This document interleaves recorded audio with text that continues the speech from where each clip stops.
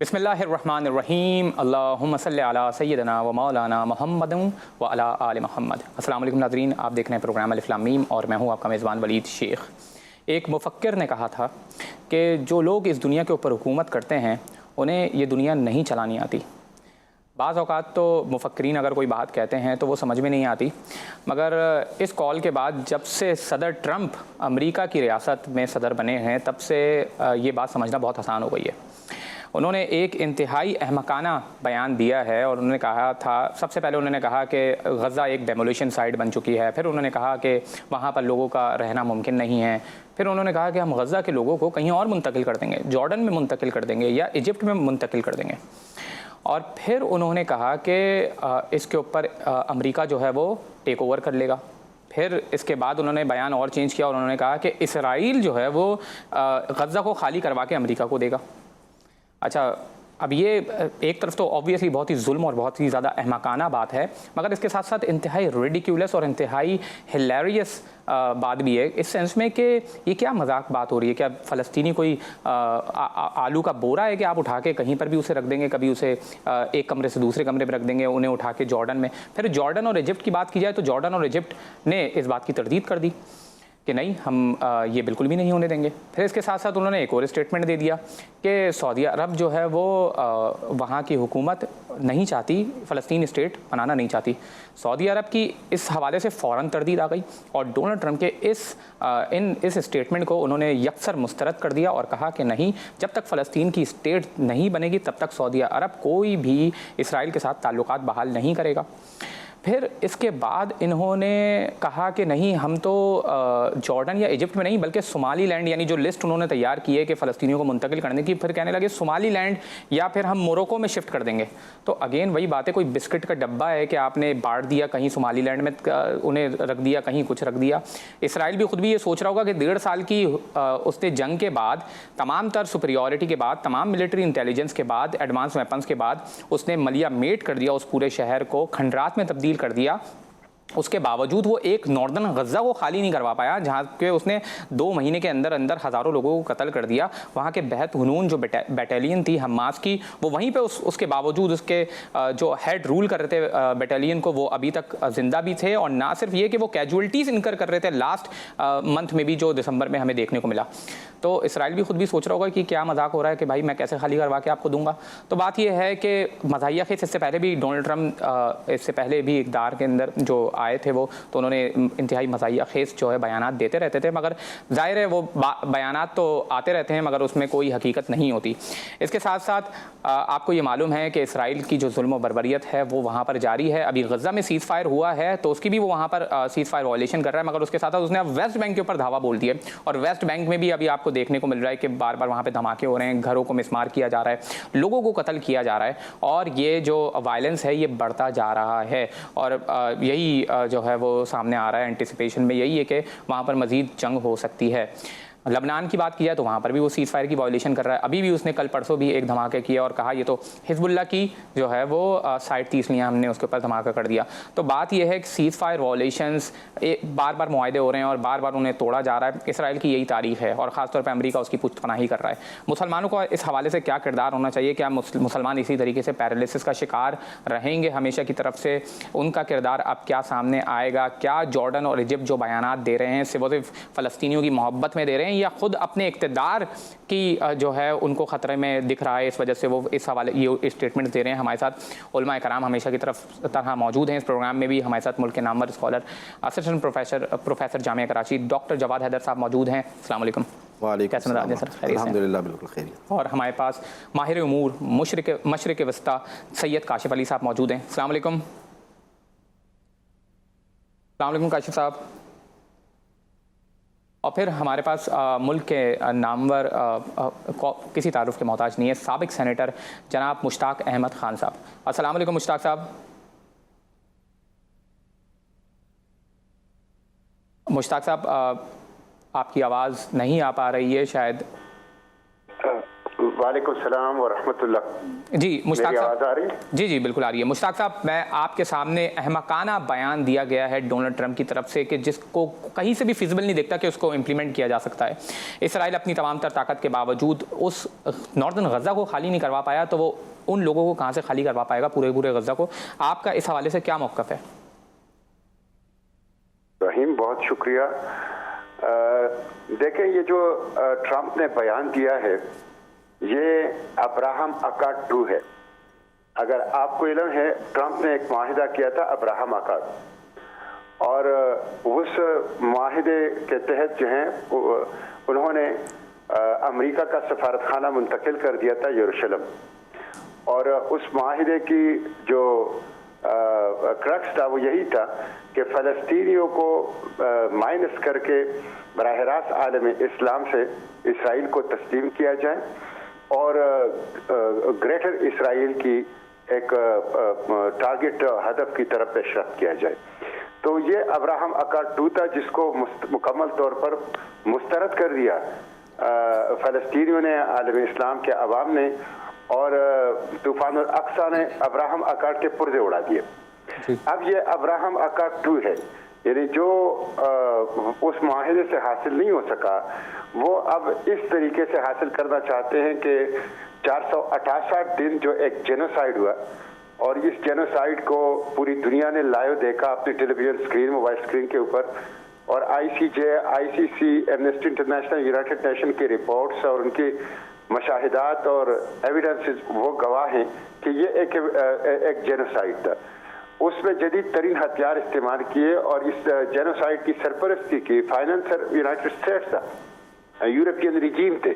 अगरचे अमेरिकी अवाम और यूरोपियन अवाम जो थे वो फ़लस्तीन के साथ हैं, वो इसराइल के ख़िलाफ़ हैं। उन्होंने ज़बरदस्त किस्म की अवामी मुज़ाहिमत स्ट्रीट्स के ऊपर भी की और कॉलेजेस, यूनिवर्सिटीज़ और तालीमी इदारों के अंदर भी की, और भरपूर अंदाज से सोशल मीडिया पे भी फ़लस्तीन के हक़ में आवाज़ उठाई, इसराइल के ख़िलाफ़ आवाज़ उठाई। लेकिन जो यूरोपियन रिजीम है और अमेरिकन रिजीम है वो फाइनेंशियल सपोर्ट भी देता रहा, सप्लाई ऑफ आर्म्स भी करता रहा, डिप्लोमेटिक कवर भी देता रहा, और साथ साथ अमलन उनके फौजी यहाँ आकर इसराइल की सफ़ों में शामिल होकर फ़लस्तीनी मजलूम फ़लस्तीनियों सिविलियन के खिलाफ जो है वो लड़ते भी रहे।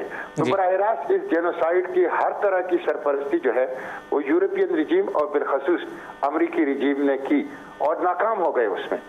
यानी आप देखें कि इसराइल का जो हदफ था कि हॉस्टेजेस को रिहा करना और हमास को एलिमिनेट करना, दोनों मकासद उनको हासिल नहीं हो सके, दोनों मकासद हासिल नहीं हो सके। और उसी हमास के साथ जिसको एलिमिनेट करने के लिए वो गज़ा आया था और 468 दिन एक बदतरीन वॉर क्राइम्स का इर्तिकाब किया, उसी हमास के साथ बैठ के उन्होंने उनके मंजूर करदा शराइत के ऊपर उनसे मुआहिदा किया और आज उनके कैदी छोड़ रहे हैं। तो मैं समझता हूँ कि जिस तरह नाकाम हो गया अब्राहम अकार्ड 1 और जिस तरह नाकाम हो गई इसराइल की 468 दिन की जेनोसाइड, इस तरह ये जो ट्रंप का ऐलान है अब्राहम अकार्ड 2 ये भी नाकाम होगा।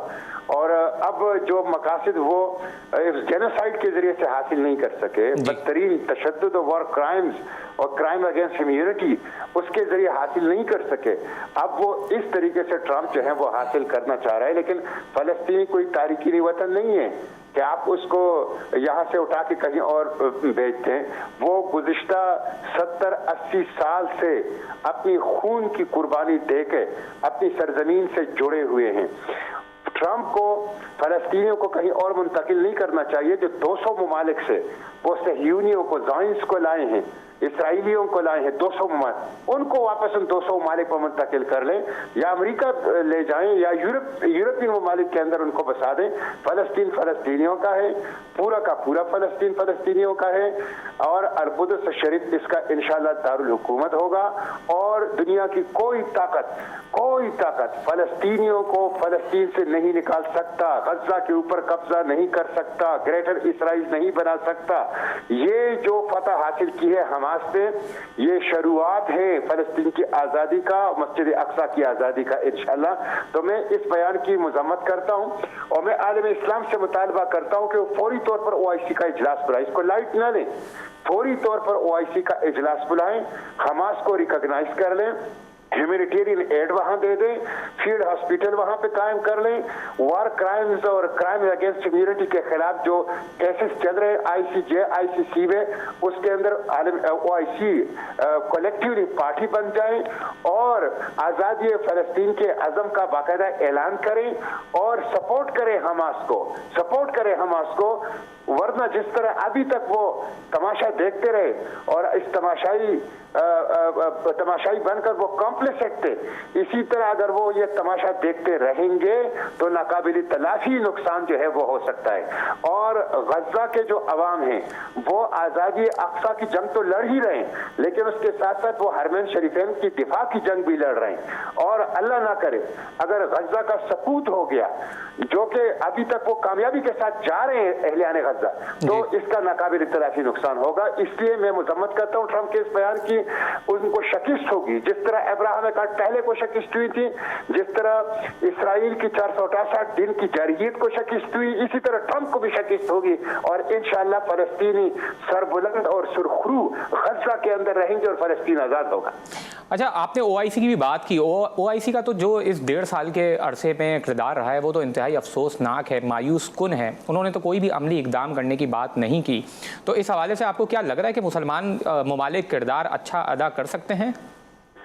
देखें, मैं तो बहुत पहले से ये कहता आ रहा हूँ कि मुस्लिम हुक्मरान और जर्नैल ये इंस्ट्रूमेंट ऑफ कंट्रोल है इस्तेमार के, और ये उनके स्ट्रेटेजिक एसेट्स हैं। आप देखें कि 43 किलोमीटर की लंबाई और 10 किलोमीटर की चौड़ाई और चंद लाख लोगों पर मुश्तमिल गजा अगर पूरी इस्तेमाली ताकत और कुव्वत और उनकी जंगी मशीनों के मुकाबले में साबित कदमी के साथ वो अपनी मुजाहिमत रकम कर सकता है, तो ये जो 60 मुस्लिम ममालिक हैं जिनके 80 लाख रेगुलर आर्मी हैं, जिनके असलहे के गोदाम भरे हुए हैं, ये किस काम के लिए है? ये क्यों नहीं कर सकते? तो इस तरह आपकी बात ये तो ठीक है कि ये कॉम्प्लेक्सेड है। और OIC तो बड़ी ही मस्जिद अक्सा की आज़ादी के लिए, OIC के चार्टर में लिखा हुआ है कि इस तंजीम का मकसद है आज़ादी फ़लस्तीन की जदोजहद को सपोर्ट देना, और उसके चार्टर में लिखा हुआ है कि इसका हेडक्वार्टर अल-कुद्स शरीफ होगा। लेकिन चूंकि अल-कुद्स शरीफ मकबूजा है तो इसलिए आर्जी तौर पर जद्दा में हेडक्वार्टर है, और जब आज़ाद होगा तो ये हेडक्वार्टर वहां मुंतकिल होगा। जिस तंजीम की जो वजूद का जवाब है वो आज़ादी फ़लस्तीन है, तो वो आज़ादी फ़लस्तीन क्यों तमाशाई बना हुआ है? इसलिए मुतालिबा तो हम करेंगे, अगर जिनका किरदार बड़ा मायूस कुन है, इनकी तारीख बड़ी मायूस कुन है, लेकिन हम इनसे मुतालिबा करते रहेंगे। ठीक है, डॉक्टर जवाद हैदर साहब हमारे साथ मौजूद हैं। डॉक्टर साहब, आपने डोनाल्ड ट्रंप का ये बयान सुना, अहमकाना जवाब, जो आप इसके ऊपर आपका रिस्पॉन्स क्या है? बिस्मिल्लाहिर्रहमानिर्रहीम। देखिए, बिल्कुल आपने उनके बयान के साथ ये लाहिका मिलाया कि साबिका मिलाया कि अहमकाना बयान ऐसा ही है। इस हवाले से देखिए, दो चीज़ें मैं आपके सामने अर्ज़ कर लूँगा। एक तो ये कि उनका जो बयान है उसकी पूरी दुनिया इस वक्त मजम्मत कर रही है जी। ठीक है, आप मुख्तलिफ मगरबी ममालिक के सरबराहों को भी अगर आप देखें तो वो भी डोनाल्ड ट्रंप के इस बयान की मजम्मत कर रहे हैं और इस जो प्लान को जो है वो नाकाबिल अमल करार दे रहे हैं। और इसी तरह मुस्लिम ममालिक को अगर आप देख लें तो मुस्लिम हुक्मरानों ने भी बाकायदा इसकी मजम्मत की है और इनके इस बयान को मुस्तरद किया है। और जिस उर्दून और मिस्र के हवाले से उसने ये बयान दिया कि गज़ा के लोगों को मिस्र या उर्दून जो है मुंतकिल किया जाएगा, वहाँ की हुकूमतों ने भी बाकायदा इसका इनकार किया है। हालांकि आप जानते हैं कि उन्होंने इसराइल को तस्लीम भी किया हुआ है, इसके बावजूद जो है वो इस प्लान के हवाले से ये जानते हैं कि ये न होने वाली बात है। अच्छा, एक और बात यहाँ पर इंतहाई अहम है, वो ये है कि देखें डोनाल्ड ट्रंप के इस बयान से एक और तारीख़ी हकीकत वाज़ेह हो जाती है। हम शुरू से कहते आ रहे थे और फ़लस्तीन के लोग शुरू से यही कहते आ रहे थे कि ये सरज़मीन हमारी है, इसराइल के अंदर जो लोग मौजूद हैं वो बाहर से लाकर बसाए गए हैं। ठीक है, उनको ज़बरदस्ती यहाँ पर लाकर बसाया गया है और यहाँ के लोगों को बेदखल किया गया। ठीक है, और उनके बेदखल करने में इसराइल की सरपरस्ती जो है अमेरिका और मगरबी ममालिक जो है वो करते रहे और इसको दुनिया तस्लीम करने पर तैयार नहीं थी। आज डोनाल्ड ट्रंप ने अपने इस अहमकाना बयान के ज़रिए इस हकीकत के ऊपर ऊपर जो है वो मोहर सबत जो है वो वाज़ेह कर दी है कि हाँ ऐसा ही हुआ कि अगर आज जो है वो गज़ा के मुसलमानों को या गज़ा के बाशिंदों को वहाँ से अगर निकालने की बात कर रहा है तो इससे पहले उसने फ़लस्तीन के बाकी इलाकों से भी फ़लस्तीनियों को निकाला और निकालने के बाद बाहर से यहूदियों को ला कर जो है वो इस सरजमीन के ऊपर आबाद किया गया। और आप जानते हैं कि यहाँ जब इस जंग का आगाज़ हुआ 7 अक्टूबर के बाद से तो बहुत सारे ऐसे यहूदी कि जो दूसरे ममालिक से आए थे वो वहाँ पर वापस चले गए, ठीक है, वापस चले गए। और आजकल जो रिपोर्ट्स आ रहे हैं उनमें कुछ लोग अभी वापस आ रहे हैं और कुछ अभी तक वापस नहीं आए। वो वापस क्यों जा रहे हैं? वो इसलिए वापस जा रहे हैं कि उनको मालूम है कि उनका वतन नहीं है, उनका वतन वही था कि जहाँ से वो लोग जो है माइग्रेट होकर यहाँ पर आए थे। तो इसके डोनाल्ड ट्रंप के इस बयान से ये बात वाज़े हो गई। तो इसलिए पूरी दुनिया के जो लोग हैं, आज़ाद फिक्र रखने वाले जो लोग हैं, वो चाहे मुसलमान न भी हों, आप देखें कि पूरी दुनिया के अंदर जो है वो लोग फ़लस्तीनियों के मौक़िफ़ की हिमायत कर रहे हैं। जब ये 1.5 साल जंग थी तो पूरी दुनिया के अंदर इसराइल की हिमायत में कोई कौम जो है बाहर नहीं निकली, किसी मुल्क के अवाम जो है बाहर नहीं निकले, लेकिन फ़लस्तीनी मज़लूम अवाम की हिमायत में जो है मगरबी ममालिक के अंदर लोग निकलते रहे, खुद अमेरिका के अंदर भी जो है लोग सड़कों के ऊपर निकलते रहे और मुसलमान ममालिक के अंदर भी लोग निकलते रहे। लेकिन यहाँ पर जैसा कि सेनेटर साहब ने बयान फरमाया कि मुस्लिम हुक्मरानों का किरदार जो है वो बहुत ही क्वेश्चनेबल है, इसमें कोई शक की बात नहीं है। डॉक्टर साहब मैं ब्रेक के बाद दोबारा आपके पास आऊंगा। नाज़रीन हमारे साथ रहिएगा, एक छोटा सा ब्रेक लेंगे और उसके बाद इस हवाले से मजीद बात करेंगे।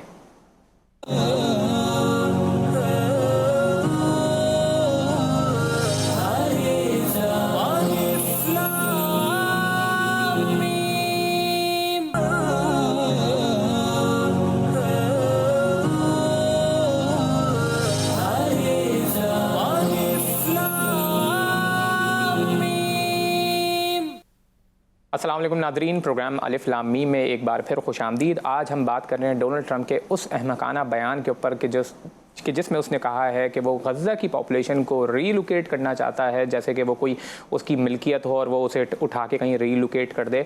और हालांकि पूरे दुनिया में इसकी मजम्मत हमें सामने आ रही है। हमारे साथ सैयद काशिफ अली माहिर उमूर मुशरिक वस्ता मौजूद हैं। सैयद काशिफ साहब, मैं आपसे पूछना चाहता हूँ कि क्या ये इस स्टेटमेंट की हिमायत किसी दूसरे ममालिक की तरफ से भी आई है?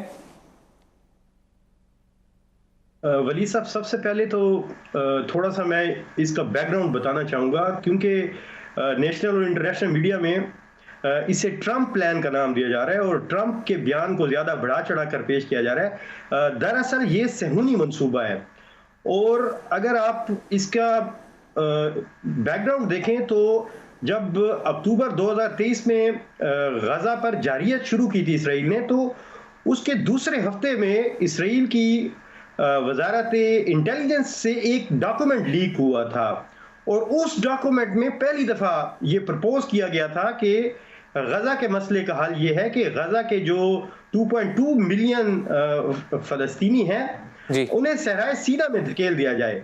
और उस वक्त यानी 2023 अक्टूबर के तीसरे हफ्ते की मैं बात कर रहा हूँ, यानी जंग का दूसरा हफ्ता। तो ये एक सहूनी मंसूबा है, सोचा समझा सहूनी मंसूबा है।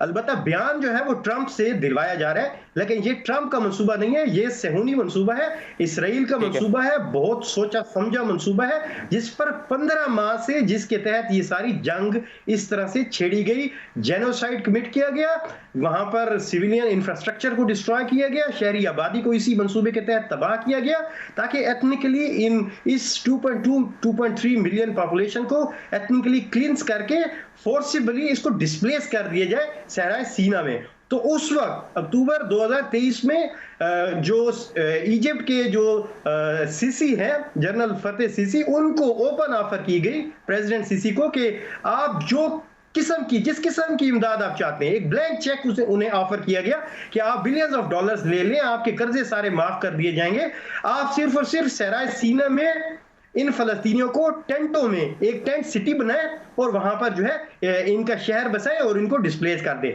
लेकिन इजिप्ट ने उस वक्त इसको रिजेक्ट कर दिया due to its own national security concerns, क्योंकि इजिप्ट ने ये कहा उस वक्त, मिस्र ने ये कहा कि इजराइल ये चाहता है कि जो फलस्तीनी इशू है उसे इजिप्ट एक्सपोर्ट कर दिया जाए। तो अगर मैं ये 22 लाख फ़लस्तीनियों को सहराए सीना में इजिप्ट ने कहा कि अगर हम इसको बसाएंगे तो यहाँ पर हमारा नेशनल सिक्योरिटी जो है वो अंडरमाइन होगी, क्योंकि यहाँ से ही फिर अस्करियत पसंदी जन्म लेगी, तो उससे मिस्र की जो कौमी सलामती है वो जो है वो अंडरमाइन होगी। इसी तरह उस वक्त उर्दन को भी ये कहा गया कि जो वेस्ट बैंक में, जो गरब उर्दन में जो फ़लस्तीनी है वो उनको आहिस्ता आहिस्ता अब्जॉर्ब करना शुरू कर दे। तो ये एक वेल थॉट आउट मंसूबा है, सेहूनी मंसूबा है, और उसके तहत ये जंग छेड़ी गई। फिर हम देखते हैं कि मार्च 2024 में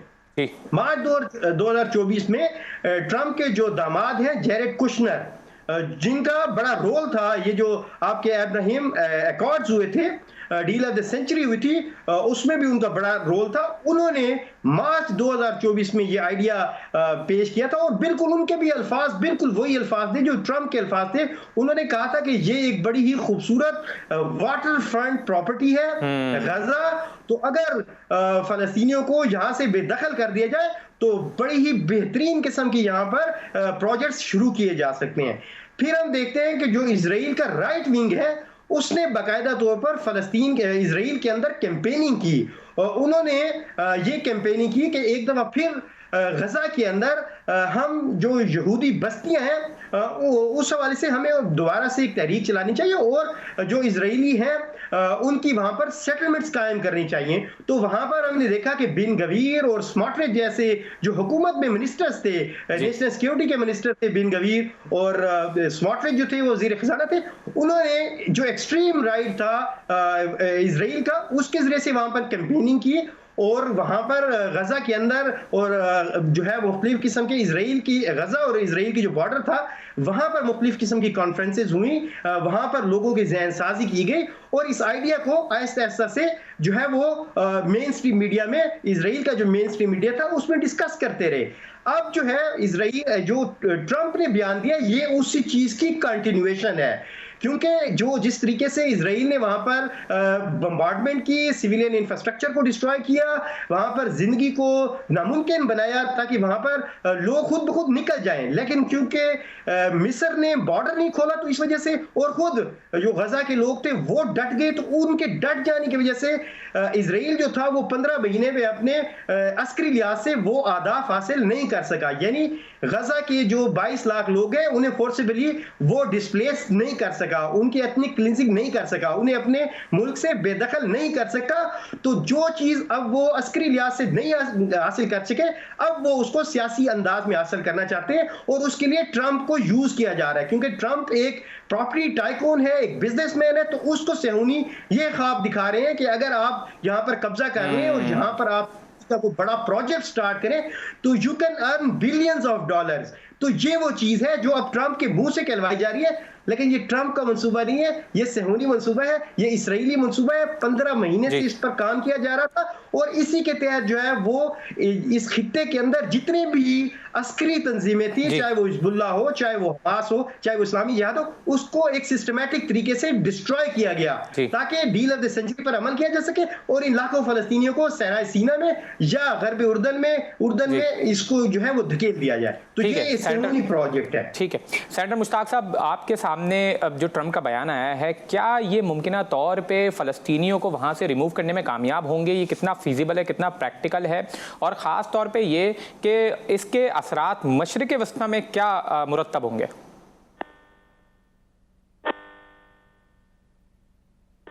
सेनेटर मुश्ताक साहब, आपको आवाज़ आ रही है मेरी? आई थिंक कॉल डिस्कनेक्ट हो गई है। आप डॉक्टर जवाद साहब, आपको क्या लगता है कि मशरिक़ वस्ता के ऊपर इसके असरात क्या सामने आएंगे? क्या दूसरे ममालिक भी इसकी लपेट में आ सकते हैं? देखें, वैसे अमल के एतबार से अगर आप देखें, काबिल अमल होने और न होने के एतबार से तो ये नाकाबिल अमल एक बात है, ठीक है। और ज़ाहिर है डोनाल्ड ट्रंप जिस किस्म का मिजाज रखता है, उसके मिजाज का असर जो है वो न सिर्फ मशरिक़ वस्ता के ऊपर बल्कि दुनिया के दीगर ममालिक के ऊपर भी ज़ाहिर होगा। इस वक्त धड़ाधड़ डोनाल्ड ट्रंप जो दीगर मुख्तलिफ एग्जीक्यूटिव आर्डर्स जो जारी कर रहे हैं, उसी से आप उनके मिजाज का अंदाज़ा लगा सकते हैं कि आलमी अदालत इंसाफ के ऊपर भी मसलन उन्होंने पाबंदी लगा दी है। ईरान के ऊपर मज़ीद पाबंदियाँ लगाने का उन्होंने खुलकर जो है वो ऐलान किया हुआ है, और सऊदी अरब को दोबारा डिक्टेशन देना शुरू कर दिया है। मिस्र और इसी तरह उर्दून को जो है बाकायदा ये डिक्टेशन दे रहा है कि गज़ा के लोग जो है वो तुम्हारे मुल्क के अंदर आएंगे। तो ज़ाहिर है अगर उसका बस अगर चले तो वो इस जो अज़ाइम के ज़रिए मुकम्मल तौर पर मशरिक़ वस्ता के अंदर एक नया नक्शा कि जो नेतन्याहू चाहता है, जो जिस तरह काशिफ साहब बता रहे थे कि सहयोनी लाबी जो चाहती है, उसी तरह का एक नक्शा जो है वो दुनिया के सामने वो पेश करना चाहते हैं। और अगर वो इसमें कामयाब हो गए तो ज़ाहिर है न सिर्फ फ़लस्तीन मुतासिर होगा, पूरा मशरिक़ वस्ता मुतासिर हो जाएगा। लेकिन सवाल ये है कि क्या ये काबिल अमल है या नहीं है? क्या डोनाल्ड ट्रंप का और सहयोनी लाबी का ये ख्वाब शर्मिंदे ताबीर होगा या नहीं होगा? तो ज़मीनी हक़ाइक़ की बुनियाद पर अगर आप बात करें तो गुज़श्ता 70 सालों के दौरान वो ये काम नहीं कर सके, तो आज और आज के बाद 70 सालों के दौरान भी वो ये काम नहीं कर सकेंगे। इन 1.5 सालों के दौरान आप देखें पूरी ताकत उन्होंने लगाई। इसराइल सिर्फ अकेला नहीं था, इसराइल के पीछे जो है अमेरिका मुकम्मल तौर पर अपनी रियासती ताकत के साथ जो है उसका साथ दे रहा था। लेकिन क्या वो हमास को ख़त्म कर सके, हमास को कमज़ोर कर सके? अक्टूबर 2024 में जब 1 साल मुकम्मल हो गया तो एक रिपोर्ट जो है आई थी, उसके अंदर अमेरिका के बाकायदा ऐलान के मुताबिक वो 19 अरब डॉलर की इमदाद जो है वो इसराइल को दे चुके थे, और बाकी उसके बाद जो चंद महीने गुजरे उसमें मज़ीद ज़ाहिर है इमदाद वगैरह दी होगी। तो अमेरिका बाकायदा रियासती सतह पर जो इस जंग के अंदर शरीक रहा है, ठीक है, वो पीछे नहीं थे। तो अमेरिका इस जंग के अंदर मौजूद है, इसराइल इस जंग के अंदर बराह रास्त मौजूद है, बाकी जो मगरबी ममालिक हैं बहुत सारे वो इसराइल को सपोर्ट कर रहे हैं। तो उसके बावजूद आप देखें कि क्या इसराइल ख़त्म हो सका? इसराइल हमास फ़लस्तीन क्या ख़त्म हो सका? गज़ा से लोग जो है वो बाहर जाने के ऊपर आमादा हुए, बहुत सारे लोग बेघर हो गए, वक्ती तौर पर टेम्परेरी तौर पर बेघर हो गए, और उसके बाद वो कैंपों के अंदर जाने लगे। लेकिन जैसे ही जंगबंदी का मुआहदा हुआ तो पूरी दुनिया ने लाइव दिखाया बाकायदा इसको कि लोग किस तरह वापस अपने उन टूटे फूटे मकानात की जानिब वापस आ रहे थे। क्या इसराइल से बाहर जाने वाले लोग इस तरह वापस आ रहे हैं? इसराइल के अंदर वहाँ से भागने वालों की वापसी का कोई रुझान आपको नज़र नहीं आएगा। लेकिन फ़लस्तीन के अंदर जो है फ़लस्तीनियों के वापस आने का को पूरी मीडिया ने देखा, पूरी दुनिया ने देखा, ठीक है। तो इसका मतलब यह है कि फ़लस्तीनी समझते हैं कि हमारी सरज़मीन है, हम अपनी सरज़मीन को छोड़कर जाने वाले नहीं हैं। जबकि वहाँ पर जो लोग आए हुए हैं वो जानते हैं कि यहाँ पर वो एक अच्छे मुस्तक़बिल का ख्वाब लेकर आए थे, लेकिन जो सहयोनी लाबी के जो जारहाना अज़ाइम हैं और उनके जो दहशतगर्दाना ख़यालात हैं, इसकी बुनियाद पर उनका मुस्तक़बिल जो है वो यहाँ पर तबाह होते हुए जब देख रहे हैं तो वहाँ से वापस चले जा रहे हैं। और इस दौरान आप अगर ने देखा तो ये जो कैदियों का तबादला जब हो रहा था ना, तो उस वक्त भी हमास के लोगों ने इंतहाई खूबसूरती के साथ दुनिया को ये पैगाम दिया कि देखें हम इतना हमारे ऊपर जुल्म व सितम होने के बावजूद न सिर्फ ये कि कमज़ोर नहीं हुए, बल्कि हम पूरे ताकत के साथ मैदान के अंदर मौजूद हैं। और अवामी इज्तिमा के सामने उन्होंने कैदियों को जो है वो रेड क्रॉस के अहलकारों के हवाले उन्होंने किया, और एक मौके पर उन्होंने शहीद याह्या सवार के घर के सामने जो है वहाँ पर उन कैदियों को हवाले किया। तो उस वक्त पूरी दुनिया जो है वो लाइव दिखा रही थी, और वहाँ पर आप देखें कि कितना अवाम का इज्तिमा था। तो इसका मतलब है कि वो ये जो कह रहे हैं कि उसने ये भी कहा ना कि डोनाल्ड ट्रंप ने ये कहा कि गज़ा के लोग जो है वो हमास की वजह से क्या है परेशान हैं और उनकी ज़िंदगी तबाह हुई। हमास के लोगों की तो हिमायत करके जो है वहाँ पर हज़ारों का इज्तिमा वहाँ पर मौजूद है, उनके घरों की हालत ख़राब हो चुकी है। वो समझते हैं कि हमास की वजह से नहीं, इसराइल की वजह से। तो हमास की तो लोग हिमायत कर रहे हैं, मुकावमत की तो लोग हिमायत कर रहे हैं, मुज़ाहमती ब्लॉक की तो लोग हिमायत कर रहे हैं, ठीक है, और इसी तरह जिहाद की तो वो हिमायत कर रहे हैं। तो लिहाजा जहाँ अवाम अपने वतन के साथ मुखलिस हों और अपने वतन के मट्टी के साथ जो है वो रहना चाहते हैं, तो फिर उसको दुनिया की कोई ताकत जो है उनको वहाँ से बाहर। नाज़रीन, एक छोटा सा ब्रेक लेंगे और ब्रेक के बाद इस हवाले से मज़ीद बात करेंगे।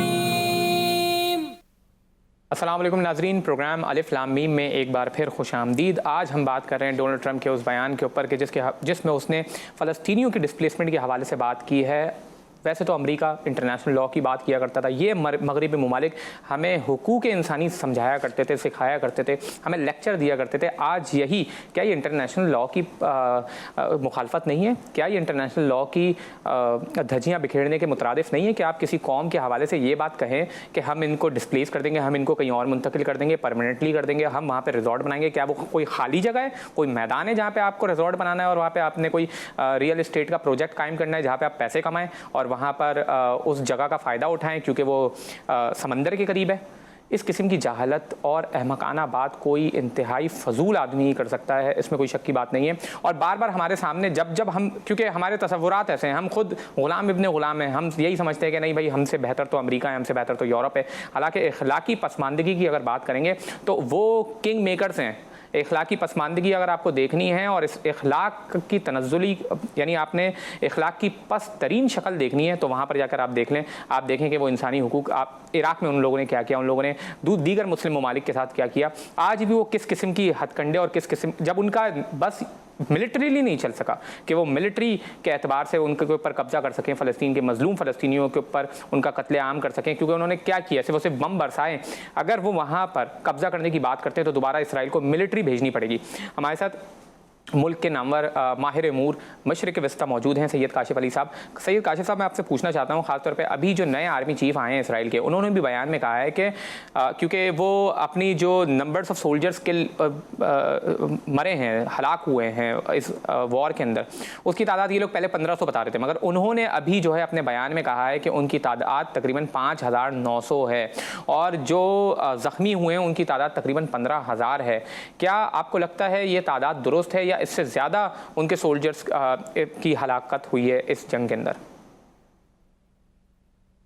देखिए, अस्करी एतबार से देखा जाए तो इसराइल को खुली शिकस्त हुई है, क्योंकि जंग की इब्तिदा में जो इसराइली वज़ीर-ए-आज़म नेतन्याहू ने 3 अपने अहदाफ डिक्लेयर किए थे, जिसमें हमास की मुकम्मल शिकस्त, total devastation, total destruction of Hamas, ये उनका ऑब्जेक्टिव नंबर 1 था। दूसरा ऑब्जेक्टिव अपने कैदियों को वहां से छुड़वाना था, हमास की कैद से। और तीसरा ऑब्जेक्टिव जो था, हमास के बाद एक ऐसी वहां पर कठपुतली हुकूमत का कयाम जो इसराइली मफादात के लिए बेसिकली उसका मफादात की निगहबानी कर सके और वहां पर हमास जैसी कोई और हुकूमत ना सके। ये उनके 3 मेजर ऑब्जेक्टिव्स थे।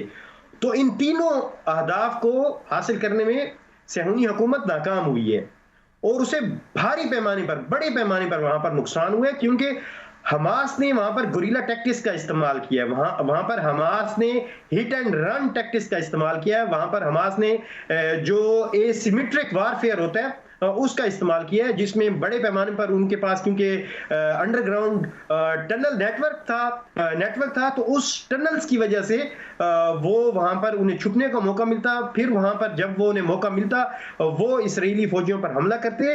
वो उनके खिलाफ उन्होंने जो आईईडीज का इस्तेमाल था वो बहुत ज्यादा किया। वहां पर उन्होंने जो टैंक शिकन मिसाइल थे, कॉर्नेट मिसाइल, उसका बहुत ज्यादा इस्तेमाल किया। तो इस वजह से उन एम्बुशेस की वजह से, घात लगाकर हमले करने की वजह से इजरायली फौजियों को बहुत भारी पैमाने पर उनका जानी नुकसान हुआ और उसके साथ साथ कैजुअलिटीज, जो जख्मी उनके हुए, उसकी तादाद भी बहुत ज्यादा है। और उसके साथ साथ उनकी जो मेंटल जो इंजरीज हुई हैं, वहां पर कई फौजियों ने वहां पर खुदसोजी की है, कई फौजियों ने वहां पर जंग लड़ने से इनकार किया है, क्योंकि गजा की टेरेन में, गजा के उस हालात में वहां पर उन हमास के उन गोरिल्लास के खिलाफ जंग करना इजरायली जो फौज है उसके लिए इंतहाई मुश्किल साबित हुआ है, क्योंकि इजरायली फौज का जो ज्यादा इन्हिसार है वो अपनी टेक्नोलॉजिकल जो उनकी सुपीरियरिटी है उस पर होता है, और दूसरा उनकी जो इंटेलिजेंस सुपीरियरिटी है उस इन 2 फैक्टर्स को वो यूज करते हुए जंगे लड़ते हैं। तो बहुत बड़ा उनका नुकसान हुआ है, जिसकी वजह से उन्हें ये रिट्रीट करना पड़ा है, क्योंकि 15 महीने में वो अपने जो अस्करी अहदाफ थे उनमें से कोई भी अपना अस्करी हदफ हासिल करने में वो मुकम्मल नाकाम रहे हैं। यही वजह है कि उन्हें हमास की शराइत पर यह जंगबंदी कबूल करना पड़ी है, क्योंकि ये डील जो थी वो मई 2024 में नेतन्याहू जो थे वो रिजेक्ट कर चुके थे। वो फिलाडेल्फी कॉरिडोर से पीछे नहीं हटना चाहते थे, वो नेटज़ेरेम जो कॉरिडोर है इसको नहीं छोड़ना चाहते थे, वो सेंट्रल गजा से पीछे नहीं हटना चाहते थे। अब उन्हें ये सारी शराइत जो है वो हमास की मानना पड़ी है। और जिस तरह से फिर इन कैदियों के तबादले के दौरान हमने वो मनाजिर देखे हैं कि हमास के जंगजू जिस तरह से उन्होंने कोरियोग्राफ किया है उस पूरी सेरेमनीज को, और अपनी जो पावर थी, जो अपनी ताकत थी, अपना जो कंट्रोल था गजा पर, जो उन्होंने एग्जर्ट किया है, तो वो मेरे ख्याल में सहूनी हुकूमत के मुंह पर एक बड़ा ही जोरदार तमाचा था कि जिसने 60,000 मासूम फलस्तीनियों के कत्लेआम के बावजूद, जिसमें बड़ी तादाद 50% से ज्यादा जिसमें औरतें और बच्चे थे, जिस तरह से उन्हें शहीद करने के बावजूद वो अपना मिलिट्री ऑब्जेक्टिव हासिल नहीं कर सके, वहां का सिविलियन इंफ्रास्ट्रक्चर तबाह करने के बावजूद वो अपना फौजी हदफ हासिल नहीं कर सके। तो ये तकरीबात ये जाहिर करती हैं कि हमास का न सिर्फ वहां पर मुकम्मल कंट्रोल है, बल्कि जो उसकी कैजुअलिटीज हुई हैं, जो उनका वहां पर जंग के दौरान अगर लॉस हुआ भी है, तो वो हमास ने दोबारा रिक्रूटमेंट करके उस नुकसान की कमी उन्होंने पूरी कर ली है, तलाफी कर ली है, क्योंकि 20 लाख से ज्यादा वहां पर फलस्तीनी मौजूद हैं और जिस तरीके से उनकी नस्लकुशी की गई है, जुल्म और सितम का इर्तिकाब किया गया है, उनके लोगों को मारा गया, तो लोगों के अंदर जो एक फितरी रद्दअमल है, नफरत है सहूनी हुकूमत के खिलाफ, तो वो बहुत ज्यादा है। उसने हमास की बहुत ज्यादा मदद की और बड़ी तादाद में जितनी शहादतें हमास की हुई हैं उससे कई गुना ज्यादा लोग जो है वो दोबारा हमास में शामिल हो गए। तो ये अहमकों की जन्नत में रहते हैं, चाहे वो ट्रंप हो या नेतन्याहू हो, जिनका ये ख्याल है कि वो इस 20 लाख से ज्यादा इस आबादी को फोर्सिबली डिस्प्लेस कर देंगे, एथनिकली क्लींस करके इसे सेनाई में या उर्दन में धकेल देंगे या किसी और मुल्क में, क्योंकि 15 महीने में इतनी जेनोसाइड के बावजूद अगर ये लोग वहां से नहीं निकले तो मेरा नहीं ख्याल कि वो अपनी सरजमीन को छोड़ेंगे, वो यहीं पे डटे रहेंगे। और इसराइल का जब तक जुल्म सितम बाकी रहेगा, ये मुज़ाहमत जो है वो इसी तरह जारी रहेगी, क्योंकि मसला मुज़ाहमत नहीं है, मसला इसराइल का नाजायज कब्जा है। तो जब तक कब्जा है मुज़ाहमत भी जारी रहेगी। बहुत बहुत शुक्रिया, मैं बहुत शुक्रगुजार हूँ सैयद काशिफ अली साहब का, डॉक्टर जवाद हैदर साहब का और साबिक सेनेटर मुश्ताक अहमद खान साहब का कि उन्होंने अपना कीमती वक्त हमारे इस प्रोग्राम के लिए निकाला। नाज़रीन, आपने एक्सपर्ट्स की राय समाअत फरमाई और इससे यही नतीजा निकाला जा सकता है कि ये खाम ख्याली और डे ड्रीमिंग के अलावा कुछ भी नहीं है। ये हर लिहाज से इम्प्रैक्टिकल है, काबिल अमल बिल्कुल भी नहीं है। आप इसको इंटरनेशनल लॉज के हवाले से भी देखें कितनी ज़्यादा वायलेशन है, बावजूद इसके कि वो इसी का जो है राग लापते रहते हैं और हमें सिखाते रहते हैं, हमें लेक्चर्स देते हैं इंटरनेशनल वायलेशंस के हवाले से।